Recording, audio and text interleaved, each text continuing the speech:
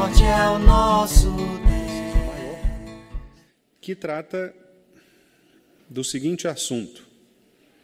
O pacto da graça ele foi administrado de uma mesma maneira, e a resposta do catecismo é de que o pacto da graça ele não foi sempre administrado da mesma maneira. As duas administrações do Antigo Testamento eram diferentes, as suas administrações no Antigo Testamento eram diferentes das ministrações ou administrações debaixo do Novo Testamento. Então, nós vimos, de maneira introdutória, no último estudo, que, de fato, a graça de Deus que é revelada a nós por meio deste pacto, chamado Pacto da Graça, é uma graça que aparece no Antigo Testamento de uma maneira e no Novo Testamento de outra maneira. Eu fiquei muito feliz porque o reverendo Tarcísio falou bastante sobre isso aqui, quando ele tratou do tema Cristo nas Escrituras, especialmente no sábado, quando ele mostrou aquelas imagens, aqueles gráficos, e ali nós pudemos ver exatamente como que a história da redenção ela é contada na Bíblia, E o que ele fez ali naqueles gráficos, usando lá o Miles Van Pelt, que foi o autor que ele usou, com as devidas alterações, foi exatamente nos mostrar como que Deus, então, administra em cada aliança a comunicação da sua redenção, Então, em Adão, nós vimos ali que o pacto era o pacto de obras, quer dizer, Adão deveria obedecer a Deus, contudo, ele não foi obediente, e por isso, não só ele e a sua esposa e os seus filhos, mas toda a sua posteridade, sua descendência também caiu, E Deus, então, renovou esta aliança, passando, então, a não mais depender da obediência do homem, mas ali mesmo em Gênesis ele pronuncia para Adão e Eva aquela palavra de que ele levantaria um descendente da mulher que pisaria a cabeça da serpente. Então, ali em Gênesis 3,15, Deus já anuncia o Redentor, já anuncia o mediador que viria mesmo para pagar os pecados do seu povo. E daí para frente, como nós vimos na excelente palestra do pastor Tarcísio, como que Deus, então, manifestou depois em Noé, em Abraão, em Moisés, em Davi, e depois, finalmente, na nova aliança em Cristo, E aquele texto que a gente leu de Lucas 24, em que Jesus fala para os discípulos com os quais ele encontra no caminho de Emaús, ele diz, olha, sobre mim já estava dito, lá nos profetas e nos salmos, Vocês não leram. Na pregação também do domingo à noite, do pastor Tarcísio, usando aquela parábola, aquela metáfora que Jesus utilizou do rico e Lázaro, também nós vimos ali, Pai Abraão manda alguém, e aí a resposta foi, olha, se eles não ouviram Moisés e os profetas, tampouco ouvirá outra voz, outra pessoa, Então isso mostra que Deus, ao longo da história da Bíblia, vai revelando o poder salvador de Jesus Cristo. Então é isto que os irmãos de Westminster estão tratando nesta sessão, quando eles estão dizendo ali que o pacto da graça foi administrado, tanto no Antigo quanto no Novo Testamento, mas de maneiras distintas, o que eles estão querendo dizer é que sempre houve graça, sempre houve graça. Então essa divisão que as pessoas fazem de que o Antigo Testamento é lei e de que o Novo Testamento é graça, essa é uma divisão errada. Nós, reformados, não cremos nessa divisão. Nós cremos que há graça no Antigo Testamento, como também há lei no Novo Testamento. Por exemplo, Jesus fala, amarás a Deus sobre todas as coisas e ao próximo como a ti mesmo. Isso é uma lei, É uma determinação, é uma normativa. A questão é que o que está sendo levado em conta aqui não é o fato de haver ou não lei, ou haver ou não graça. É o fato de que o homem não poderia, depois de Adão, caminhar para a salvação sozinho, autonomamente. Por quê? Porque agora, se ele está morto nos seus delitos e pecados, se ele foi expulso da presença de Deus por causa do pecado, não há mais como ele voltar à presença de Deus pelos seus próprios méritos, pelos seus próprios esforços. Então, por isso que Gênesis 3,15 já é o anúncio de que nós precisaríamos da graça.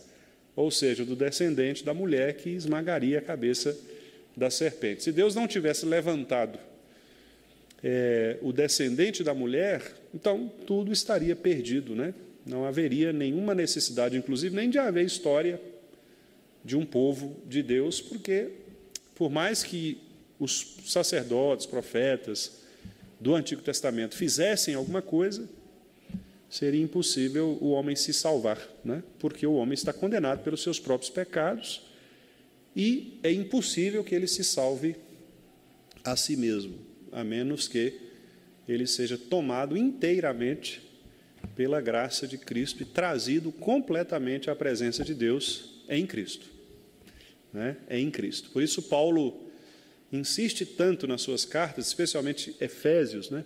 Os irmãos podem fazer um teste depois, ler a carta aos Efésios e contar quantas vezes Paulo usa a expressão em Cristo, ou nele, ou por meio dele. Os irmãos vão ver que são várias as vezes em que Paulo diz nele, né? Em Cristo, né? Por meio dele, várias as vezes, porque o que Paulo quer mostrar é que é impossível nós pleitearmos a salvação fora de Cristo. É impossível, né? E não é Cristo e mais alguma coisa, é somente Cristo, porque este alguma coisa que a tradição cristã, em algum momento da história, acabou tomando como sendo uma prática da igreja, o que não é verdade, né, biblicamente, é acrescentar ao sacrifício de Cristo algo que nós não podemos acrescentar, né? Cristo é completamente o único mediador e salvador de todos nós. Então, o que nós vamos ver hoje, irmãos, é a pergunta 34, que é exatamente a pergunta 33, é esta que nós estamos vendo, que está dizendo que há uma ministração de um tipo no Antigo e de outro tipo no Novo. Hoje nós vamos ver, então, a pergunta 34, que é a pergunta que menciona como que isso era administrado, então, no Antigo Testamento. Tá certo? Então, eu vou pedir o Caio aí para passar para a gente, para a 34, e no próximo estudo a gente vai ver a 35, que trata do Novo Testamento. Hoje nós vamos ficar só no Antigo Testamento, porque já é um conteúdo suficiente, né, para a gente perceber aqui. Então, olha só, a pergunta é: como foi administrado o pacto da graça no Antigo Testamento? Deixe-me virar aqui para eu ler com os irmãos da maneira como está ali. Vamos responder juntos? O pacto da graça foi administrado no Velho Testamento por promessas, profecias, sacrifícios, pela circuncisão, pela Páscoa e outros símbolos e ordenanças, todos os quais tipificaram o Cristo, que havia de vir, e eram, naquele tempo, suficientes para edificar os eleitos na fé do Messias prometido, por quem tiveram, ainda nesse tempo, a plena remissão do pecado e a salvação eterna. Olha que pergunta profunda, né? Preciosa. Porque o que a pergunta está respondendo, o que a resposta está respondendo aí, mostrando para nós quantas formas variadas, e na nossa cabeça vem imediatamente o texto de Hebreus 1, não é? Que o escritor diz: havendo Deus outrora falado de muitas formas aos pais pelos profetas, né? Quer dizer, muitas formas, muitas maneiras. Quais eram essas maneiras? Promessas, profecias, quer dizer, Deus aparecia de várias formas, as chamadas teofanias, né? Então, Deus às vezes aparecia na coluna de fogo, outra hora na nuvem, outra hora na sarça, outra hora na fumaça que encheu o templo, lá em Isaías. Quer dizer, eram várias as maneiras de Deus aparecer, inclusive falando até por um animal, né? Foi aquele caso emblemático lá da mula, né, de Balaão. Quer dizer, então, Deus falava de muitas formas, né, por meio dos profetas, nas diversas ministrações e nas diversas oportunidades que ele tinha exatamente para se referir à sua aliança. E aqui a resposta, então, ela pontua, né, algumas destas formas. Então, promessas, profecias, sacrifícios, a prática da circuncisão, a Páscoa e outros símbolos e ordenanças, as próprias ordens que Deus dava ao povo, né? Os símbolos, por exemplo, as tábuas da lei, a arca da aliança, a própria arca de Noé também, né? Que tornou-se um símbolo de manifestação da presença da graça de Deus para salvar um povo específico, uma família específica. Então, havia várias maneiras muito distintas, e o que o catecismo está dizendo é que estas maneiras todas, elas tipificaram o Cristo, né? Ou seja, elas apontavam para Jesus. Elas eram uma forma de mostrar às pessoas que havia um Redentor. Vamos pensar, por exemplo, na Arca de Noé. Na Arca de Noé, então os irmãos lembram daquele exercício, né, que o pastor Tarcísio fez aqui no domingo de manhã, em que ele falou, olha, vamos pensar em alguns filmes, algumas, né, livros, etc., e que vamos entender esse processo, né, de queda, redenção e a consumação, ou a glorificação, a salvação, né?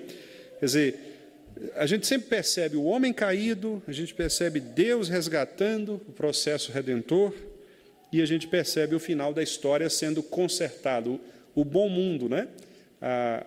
A coisa muda de cabeça para baixo, ou o contrário, né? Coloca-se de cabeça para cima, se ajusta. Então, se você pensa na Arca de Noé desta maneira, você percebe claramente isso, né? Diz o texto que o pecado se avolumou de tal maneira que Deus, então, resolveu pôr fim à humanidade. E, então, o que ele faz? Ele traça o seu plano de mandar o dilúvio e matar todo ser vivente, contudo, salvar uma família. Repare que ali nós não tínhamos ainda igreja, nem a ideia de igreja, né? A ideia de povo vai acontecer só com Abraão. Ali nós tínhamos uma família mesmo, era um clã, uma família de pai, mãe, filhos, né? Noras. Era uma família pequena e Deus resolveu chamar esta família, mas proteger essa família, cercar essa família com a arca, que era um objeto material, né? Feito de madeira, como nós sabemos, um caixotão, né? meio retangular, um caixotão retangular, e que essas pessoas e os animais a quem Deus quis preservar também estariam ali, não é? E a gente percebe que Deus, então, destrói os demais, que é a reprovação, né? Deus salva aquela família, e daquela família ele provê o percurso da sua aliança. Quer dizer, daquela família sairão novamente um lado que será o lado ímpio da história e o lado que será o lado justo da história. Mas veja, é óbvio que Noé não tinha a noção da revelação como nós temos hoje, porque Noé não estava pensando, né, como nós hoje sabemos, como foi a história de Jesus. Noé não pensava nos apóstolos, Noé não pensava de como seria a peregrinação de Jesus Cristo aqui, o sofrimento. Ele não sabia nada disso. Por que ele não sabia? Porque a revelação, na época, ainda era mínima.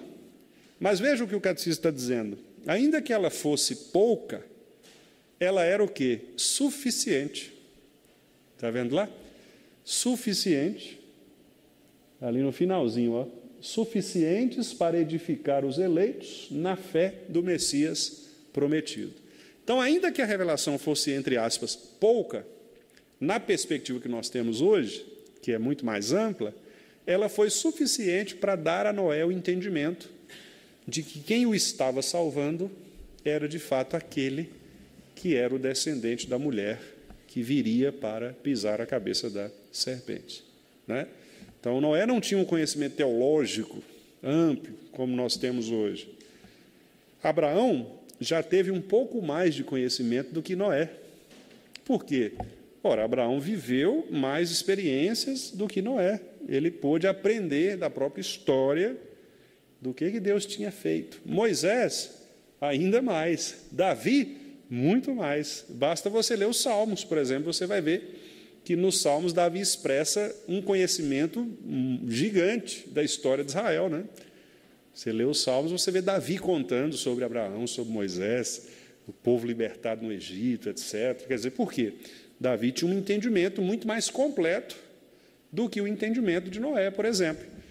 Mas, em todos esses casos, esse conhecimento, ou essas revelações que Deus trazia, fossem por promessas, profecias, sacrifícios, etc., elas eram suficientes, pelo poder do Espírito de Deus, né, de convencer o coração daqueles nossos irmãos do passado e fazê-los crer no Salvador, no Redentor, né?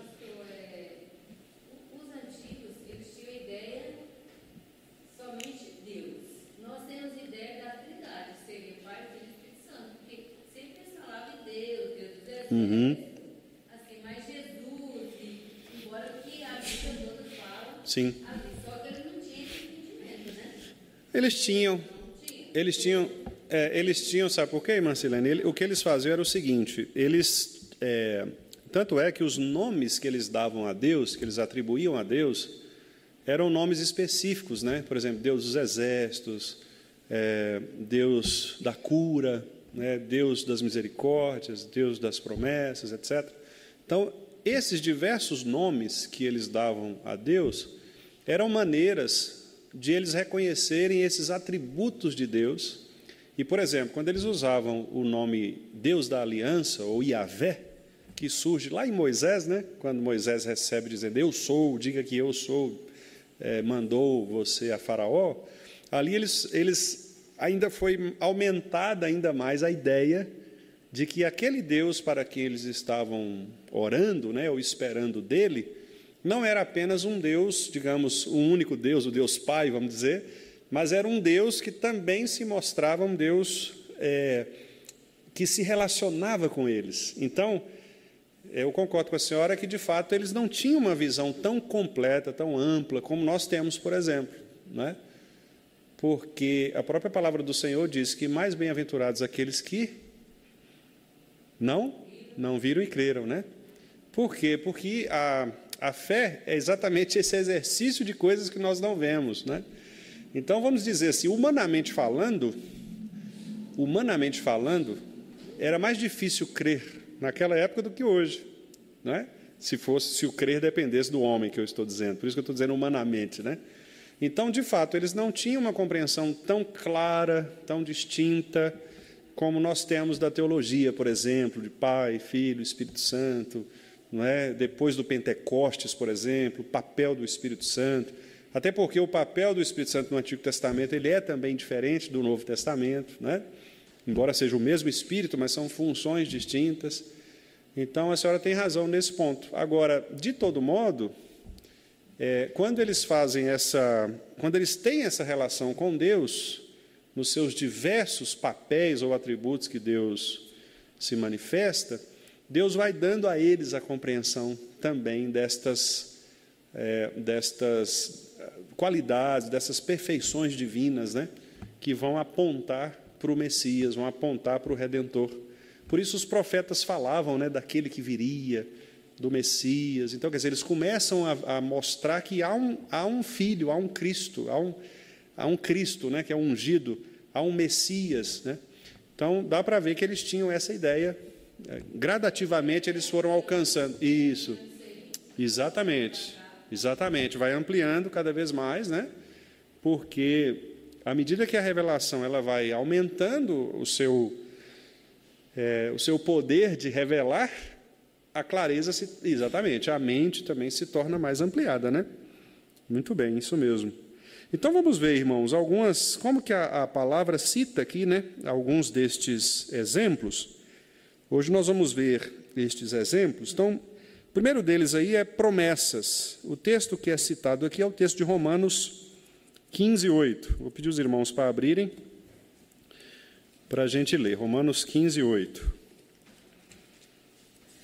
As promessas do Antigo Testamento.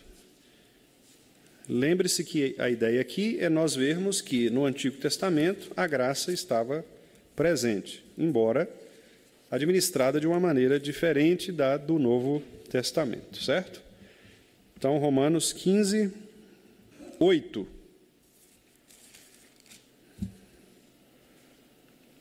Vamos ler juntos?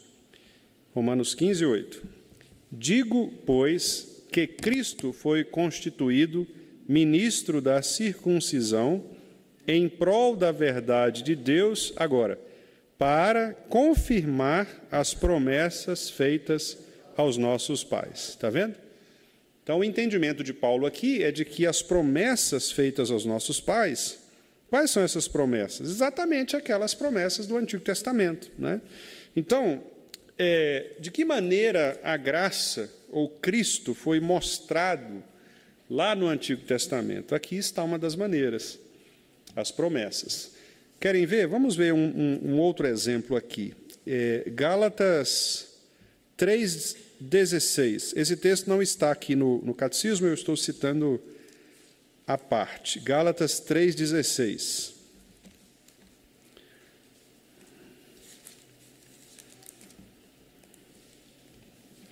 Gálatas 3,16. Vamos ler juntos aí também. Vamos lá. Ora, as promessas foram feitas a Abraão e ao seu descendente. Não diz, e aos descendentes, como se falando de muitos, porém como de um só, e ao teu descendente, que é Cristo. Olha só, então Paulo interpreta, aliás, de novo, né, citando o pastor Tarcísio aqui, ele citou esse texto, né? Quer dizer, exatamente mostrando que, quando a interpretação que Paulo faz, e obviamente é uma interpretação vinculada à de Cristo, né? Porque Paulo estava ali na escola apostólica de Cristo, né? Além do que o texto é um texto inspirado. Então, o que Paulo está dizendo é que aquelas promessas que foram feitas a Abraão, quanto ao descendente, né? Veja que esse descendente aí, talvez imediatamente nós pensássemos em Isaque, não é isso? Porque o descendente imediato de Abraão, obviamente, era Isaque. Mas o que Paulo está dizendo aqui é que, embora na história do povo de Israel Isaque fosse o descendente imediato, esse Isaque ele estava apontando para um outro descendente espiritual, que era Cristo, né? Essa é a interpretação que Paulo faz, dizendo, Deus não falou aos descendentes, Deus falou de um, e esse um é o Cristo. E aí você pensa assim, mas como que a gente pode fazer esse tipo de... Como Paulo pode fazer, né, esse tipo de relação? Bom, se nós formos ser bastante criteriosos na teologia bíblica, na verdade nós vamos dizer que nem foi Paulo quem fez, foi o próprio Deus. Por quê? Quando Deus manda Abraão sacrificar o seu filho, Isaque, não é isso? Os irmãos se lembram? O que ele estava fazendo ali? Ilustrando, tipificando aquilo que ele mesmo, Deus, faria com o seu descendente, com o seu filho, Jesus Cristo. Então, exatamente, e aliás, Cristo chama, Deus ali em Abraão chama o Cordeiro, né? Para substituir, tanto é que aquela palavra que todos nós conhecemos, né, que é Deus proverá, né? Deus proverá, ou seja, ou Deus provera, né? Alguns utilizam ali o passado pretérito mais que perfeito, né, no sentido de que Abraão ele já tinha pela fé a consciência de que Deus haveria de providenciar o sacrifício. E, de fato, é isso, né? Deus coloca o cordeiro, então, no lugar de Isaque. Olha que imagem bonita, né? Bela, no sentido de que ela aponta exatamente para o sacrifício de Cristo. Muito tempo depois, né? Mais de 1000 anos depois, aparece ali, os profetas vão aparecer, né? Falando sobre isso, e muito tempo depois, Cristo vai vir para cumprir esta imagem. Quer dizer, Deus sacrificando o seu filho como cordeiro, né? Então, você percebe, e por isso Paulo faz essa relação aqui. Então, é isso que o catecismo está dizendo. Olha, lá em Abraão já havia as promessas. Então, Abraão creu na promessa. Ele creu nessa promessa. E, ao crer na promessa, porque ela era suficiente para edificar os eleitos na fé no Messias prometido, então, foi suficiente para que ele fosse salvo. Para que naquele tempo, nesse tempo, ou seja, no tempo dessa revelação, ele então obtivesse a plena remissão dos seus pecados e a vida eterna. É exatamente isso que o catecismo está dizendo. O fato de Abraão, então, crer que Deus haveria de providenciar o cordeiro para substituir o seu filho foi exatamente a imagem de que, do mesmo jeito, Deus Pai providenciaria o seu filho como o cordeiro para substituir a nós, todos que somos Isaques, somos descendentes de Abraão. Olha aqui, é muito bonita a imagem, né? A teologia bíblica, ela é muito bonita porque ela nos mostra assim, uma conexão muito clara entre os textos, né? Evita de nós fazermos aquelas leituras desarticuladas, estanques, como se não tivesse nada a ver uma coisa com a outra, né? E a gente percebe que há realmente um fio, né? O pastor Gerhard van Groningen chama isso de fio dourado, né? Esse cordão dourado, quer dizer, você pega do início ao fim, você tem uma história completa de Deus mostrando esta beleza, né, da redenção em Cristo. O catecismo também cita, irmãos, profecias. E o texto que é mencionado aqui é o texto de Atos 3, 24. Vamos ler esse texto? Atos 3, 24.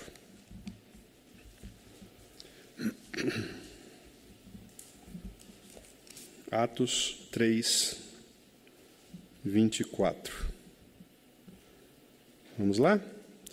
E todos os profetas, a começar com Samuel, assim como todos quantos depois falaram, também anunciaram estes dias. Olha só que interessante, né?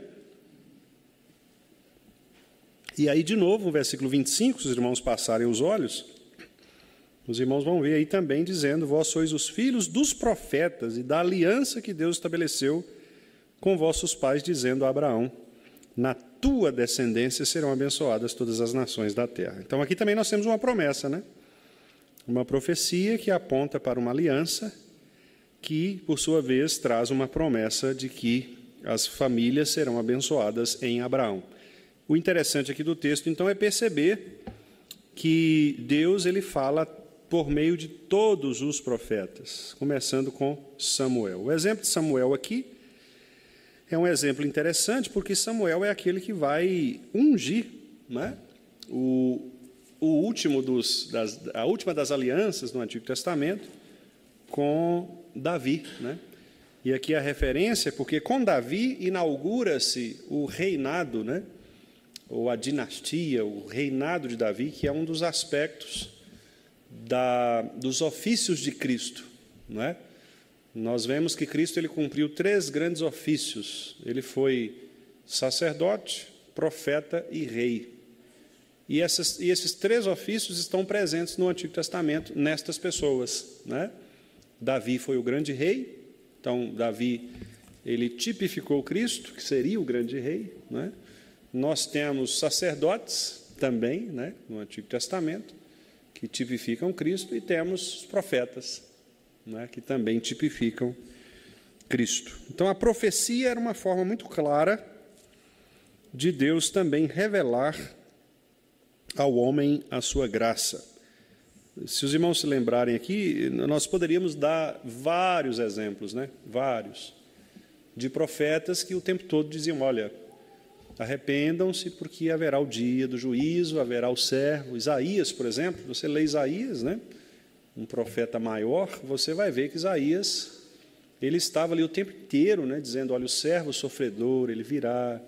O texto de Isaías 53, né, que é um texto muito conhecido nosso, né? Quem creu na nossa pregação, tal, né? Paulo cita lá, inclusive, e Isaías diz: olha, pelas suas pisaduras fomos sarados. Ele conta toda a história, né, de que Cristo viria para ser o servo sofredor que passaria pela morte e sararia as nossas dores, né? Curar as enfermidades. É triste quando a gente vê esse texto sendo tão mal aplicado hoje, né? As pessoas pegam para usar como se Deus fosse aquele que cura nossas doenças, como se ele tivesse a obrigação de curar a nossa doença, né? E não é isso que o texto está falando. O texto está falando de doença do pecado. Deus pode curar a doença se Ele quiser, obviamente, Ele é poderoso para isso. E não é nenhum problema nós orarmos por isso, né? Mas o texto ali não fala sobre isso. O texto fala sobre enfermidade, a enfermidade maior que é o pecado, né?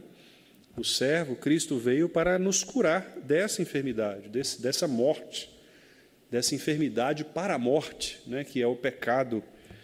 E ele veio para isso. Por isso que ele foi traspassado, né, pelas nossas iniquidades, por isso que ele foi levado à morte, né? Aquele cenário todo que Isaías mostra ali. Hebreus 10:1 fala do terceiro modelo aí, que são os sacrifícios. Os irmãos se lembram, né? Havia muito sacrifício. Os sacrifícios foram instituídos no Antigo Testamento para que o povo pudesse, sobretudo, expiar os pecados, né? Fazer a expiação dos seus pecados. E o que era isso? Deus instituiu que deveria haver um preço para se pagar. Isso sempre foi muito claro na Bíblia. Ninguém vai para o céu sem pagar um preço, né? O problema é que as pessoas, com o tempo, né, começaram a pensar que, quanto mais elas oferecessem, maior seria o perdão de Deus por elas. E isso deixava Deus bastante irado contra o povo, porque não era isso que Deus exigia. O que Deus exigia desde o princípio era a sinceridade, era o coração contrito. Lembram-se do Salmo 51? O que Davi diz? Se fossem holocaustos, eu daria, porque o que Davi mais tinha era bicho para mandar matar, né? Se ele quisesse. Mas ele fala, eu sei que o Senhor, na verdade, quer o quê? Um coração compungido, quebrantado, contrito. Portanto, cria em mim, ó Deus, um coração puro, né? Veja que Davi ali está colocando o seguinte, não é a quantidade de morte de animal que vai fazer com que o Senhor aceite a minha alma, né? É a minha sinceridade de coração. Mas Deus instituiu a morte de animais, irmãos, nestas cerimônias, que eram cerimônias muito cruentas. A gente não faz ideia de como isso era, porque era uma cerimônia muito, muito violenta, triste. Alguns irmãos que tratam dessa matéria, né, os irmãos da área de Antigo Testamento, especialmente, eles falam de situações em que os animais eram trazidos e o sacerdote, por exemplo, ele tinha que ficar dentro do sangue, né? Ele entrava e à medida que os animais eram sacrificados, o sangue era derramado e os irmãos imaginam aquela cena de muito sangue sendo derramado, né? Animais sendo mortos e uma parte ficava para o sacerdote de algumas ofertas, outras ofertas não. Algumas eram descartadas. Então, com o passar do tempo, você imagine um dia inteiro sangue sendo derramado. A gente, às vezes, vai num açougue, né? Você vê, sente cheiro de sangue, ali você já fica meio... Já não é muito legal, né? Você imagina ali aquele cenário e o sacerdote, alguns especialistas dizem que, em algumas situações, o sangue vinha quase que até o joelho do sacerdote, né? Ele ficava mergulhado mesmo numa banheira, né? numa piscina de sangue, né? Então era uma imagem feia. E a ideia de Deus era que ela fosse feia mesmo, porque a ideia de Deus era para mostrar a violência do nosso pecado para com Ele. Então o sacrifício não era uma coisa bonita, né? Era algo feio, era algo terrível, porque evidenciava a gravidade do nosso pecado. A ideia era para que a gente visse aquele cenário ali e, de fato, tivesse nojo, né? Não do sacerdote ou dos animais, mas do nosso pecado. É dizer assim, Senhor, o que eu fiz, né? Eu que causei essa miséria toda, eu que fiz essa feiura, né? Essa feiura toda. Então, a ideia era essa. E, ao mesmo tempo, o sacerdote, então, depois de sacrificar pelo povo e por si mesmo, ele declarava ao povo o perdão vindo de Deus, né? Então, ao mesmo tempo, havia paz, porque agora você entregava o animal sem defeito, e ele ali era expiado, né? O pecado era expiado por causa do sangue derramado. E eu disse aos irmãos que não importa, ou não importava se a pessoa levava um pombinho ou um boi, né? E isso também era muito interessante, foi muito interessante da parte de Deus, esta distribuição, esse peso igualitário, que tem muito a ver com o dízimo. Às vezes a pessoa fala, mas eu vou dar R$100 de dízimo? É muito, né? Mas é porque a pessoa não está olhando, ela olha o valor, mas não olha o percentual, né? Porque é 10%, não interessa. Se você ganha 1 milhão, claro que o seu dízimo vai ser 100 mil, né? Porque é 10%. Se o outro ganha R$10, vai ser R$1. Aí não é porque é mais ou menos, é porque é proporcional. Então, veja como Deus é justo, né? E na expiação dos animais, ele fez a mesma coisa. Ele dizia, olha, se você não tem o boi, dê o que você tem. O que você tem? Você tem um pombinho? Tem um pombo, então leva o pombo, desde que seja feito com sinceridade. Lá no Novo Testamento tem o caso da viúva, né? Que deposita e dá tudo que tinha, né? E Jesus falou, e essa aí é que, não é? Deu mais do que todo mundo, porque ela fez o quê? De coração. Então, veja, vamos ler aí Hebreus 10, 1. Olha o que o escritor aos Hebreus nos diz. Vamos ler? Ora, visto que a lei tem sombra dos bens vindouros, não a imagem real das coisas, nunca jamais pode tornar perfeitos os ofertantes, com os mesmos sacrifícios que, ano após ano, perpetuamente, eles oferecem. Aqui é um texto, talvez um pouco complexo, né, pela sua construção aí, mas o que ele está querendo dizer é o seguinte, todo ano, ano após ano, perpetuamente, ou seja, sempre, né, todo ano, isso se repetia, os mesmos sacrifícios eram apresentados. E o que o escritor aos Hebreus quer dizer aqui é que isso era importante, ele fala aí no versículo 4, né? Olhem aí para os irmãos verem, ele diz assim, porque é impossível que o sangue de touros e de bodes remova pecados. Então, ele está dizendo, olha, era importante, mas ao mesmo tempo, isso tinha que cessar, porque, já pensou, você ter que todo ano, imagina se isso fosse até hoje, nós tivéssemos que todo ano começar de novo, todo ano começar de novo. Então, o que ele está querendo dizer aqui, os irmãos vão ler depois o capítulo em casa, os irmãos vão ver que ele está dizendo o seguinte, olha, no judaísmo era assim, era uma repetição, todo ano tinha que ver. Só que ele fala, a lei tem sombra dos bens vindouros, não a imagem real das coisas. O que ele está querendo dizer com isso? Ele está querendo dizer o seguinte, que no Antigo Testamento eram só as sombras. Quer dizer, Deus estava manifestando as coisas ainda meio que na penumbra. As coisas ainda não estavam muito claras. No Novo Testamento, quando a luz chega, a luz do mundo, né, para usar o termo lá do Evangelho de João, as sombras saem. Tem sombra quando tem pouca luz, não é? É ou não é? A sombra é quando tem pouca luz. Por exemplo, quando bate a luz e você tem um reflexo da sombra, é porque naquele lugar ali tem pouca luz. Porque quando ilumina tudo, a sombra sai, né? Quando você tem uma iluminação muito boa, você tem pouca sombra. Então, a ideia é que, quando Cristo veio, as sombras acabam. E aí você tem a imagem real das coisas, que estão em Cristo. Está em Cristo, esta imagem.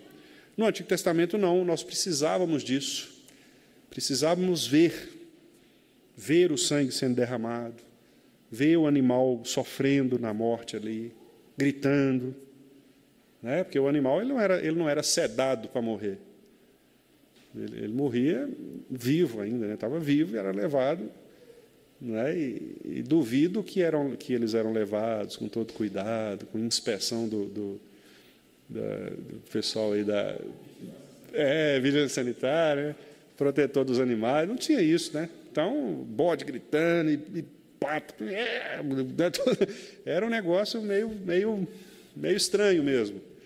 Mas era assim que Deus queria, para que, como eu disse, né, para que esse evento ele trouxesse mesmo um repúdio ao coração daqueles que conscientemente, entendiam que ali se faria a punição pelos pecados, né?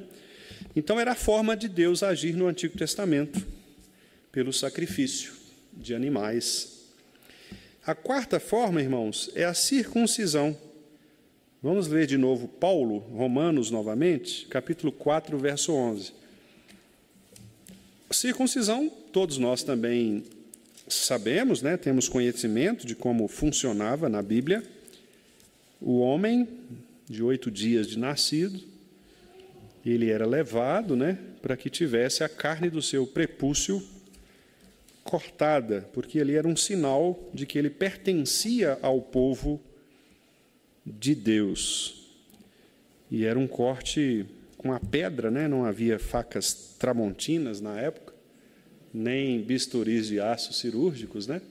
Era uma pedra afiada e também havia derramamento de sangue, né? Porque, embora seja apenas pele, mas havia algo de sangue, e que simbolizava também, Romanos 4:11, né? O que simbolizava também essa forma de Deus revelar a que povo nós pertenceríamos.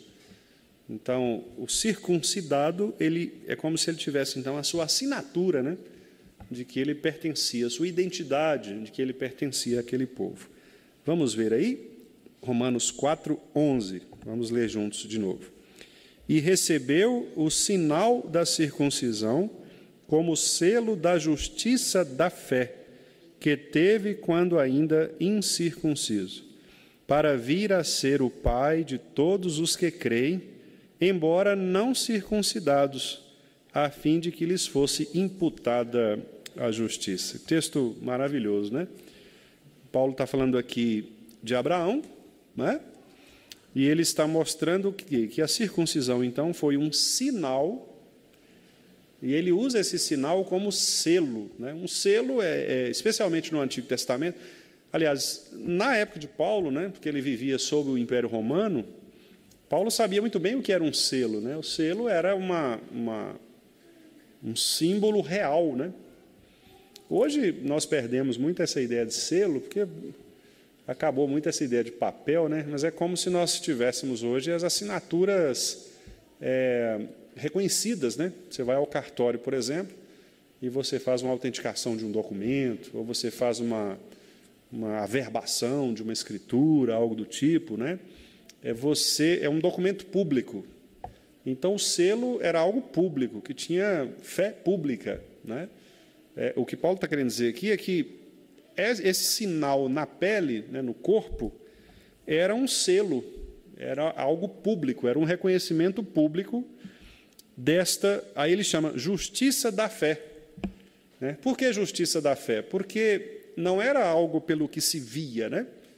Mas era exatamente algo que viria a ser, porque Abraão ele creu na promessa. Aliás, o que Paulo está defendendo aqui nesse capítulo é isso. Lá no versículo 3, olha lá para os irmãos verem. Pois que diz a Escritura? Aí Paulo diz, Abraão creu em Deus e isso lhe foi imputado para a justiça. Ele está citando aqui o texto do Antigo Testamento, que é o texto de Gênesis. Abraão creu em Deus. Quer dizer, o crer em Deus aí, em Abraão foi... O que foi crer em Deus? Abraão ele vivia numa cultura politeísta, de muitos deuses, e ele ouviu a voz de um único Deus. Sai da tua terra, da tua parentela... Tal, vai para a terra que eu te mostrarei. E ele creu nisso. Quer dizer, então, Paulo está entendendo que quando Abraão ele ouviu essa voz, e João 10 nos diz que as ovelhas ouvem a voz do pastor, né, do bom pastor, que é Cristo, significa que Abraão ouviu a voz do bom pastor, mesmo que ele não tivesse ainda a consciência, né, de que era a segunda pessoa da Trindade, etc. Mas ele está crendo no verdadeiro Deus, no Deus da aliança, né? E diz Paulo, e aliás, no texto de Gênesis, Paulo agora usa esse texto para confirmar sua teologia, né? Da eleição, especialmente, e da justificação. Ele diz, olha, quando Abraão ele aceitou a voz de Deus, imediatamente, Deus imputou a justiça a ele, ou seja, não mais dependeu de Abraão a salvação. porque quem o fez ouvir foi o próprio Deus, né?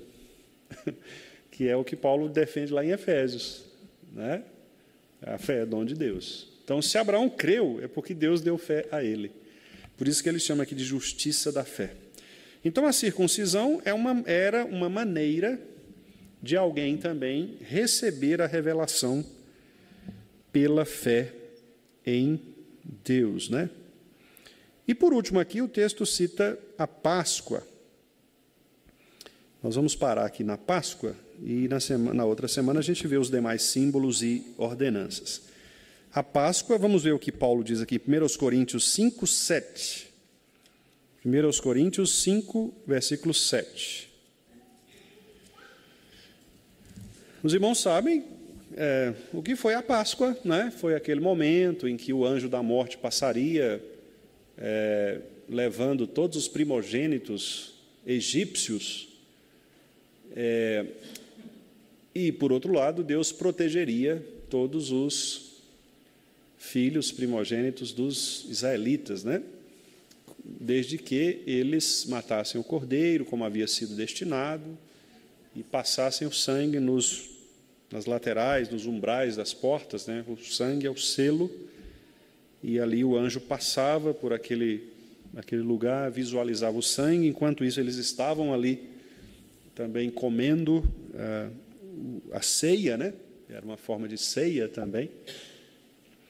E veja o que Paulo diz aqui, 1 Coríntios 5, 7. Vamos ler?